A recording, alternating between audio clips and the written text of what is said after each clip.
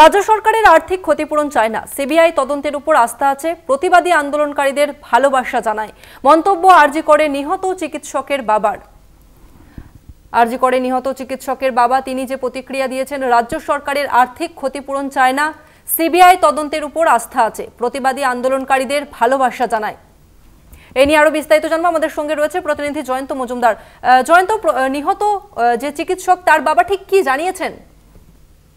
মূলত এটাই জানিয়েছেন যে রাজ্য সরকারের আর্থিক ক্ষতিপূরণ, সেই ক্ষতিপূরণ তাদের দরকার নেই, সিবিআইয়ের উপর তাদের পূর্ণ আস্থা রয়েছে এবং প্রতিবাদী আন্দোলনকে তারা ভালোবাসা জ্ঞাপন করছেন।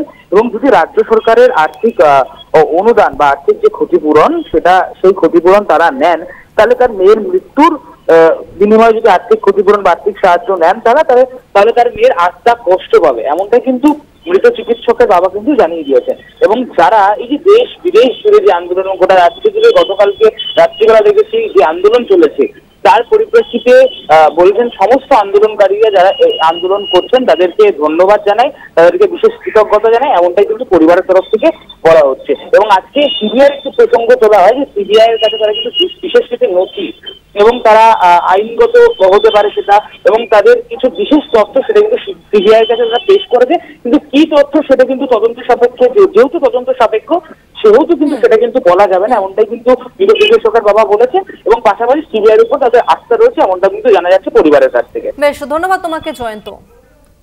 ঠিক কি বলেছেন নিহত চিকিৎসকের বাবা শোনাবো আপনাদের। এত লক্ষ লক্ষ কোটি কোটি আর কি ভারতবাসী প্লাস বিদেশেও দেখতে পাচ্ছি যে বিদেশেও প্রচুর এইটা নিয়ে একটা প্রতিবাদ হয়েছে। আমরা তার 100% তাদের পাশে আছি এবং তাদের আন্তরিকভাবে ভালোবাসা জানাই। ছেলে সবাইকে আমার নিজের ছেলে মেয়ে মতো মনে করছি, যারা এই আজকে রাস্তায় নেমে আন্দোলন মানে প্রতিবাদ না সেরকম এটা শুনুন, এটা হচ্ছে এটা যে প্রশাসনের কাজ, এটা প্রশাসন বুঝবে, এর পিছনে আমি তো মন্তব্য করাটা ঠিক না, এটা বিচার বিভাগের একটা বিষয়, এটা আমি কি করে বলবো। হ্যাঁ, বলেছে সিবিআই যে আপনার যা এভিডেন্স আছে তাতে আমরা আসামিকে যদি ক্রিমিনালকে বের করতে পারি অবশ্যই তার চরম শাস্তি হবে। সেটা আমরা প্রথম থেকেই তো ডিনাই করে আসছি। আর্থিক ক্ষতিপূরণ আমার মেয়ের জন্য, মেয়ের লাইফের বিনিময়ে যদি আমরা টাকা নেই, আমার মেয়েটা খুবই দুঃখ পাবে। সেটা তো আপনাকে আমি বলেছি, যদি কোনো বিচার পাই অবশ্যই গিয়ে আমরা বলেছি নবান্নে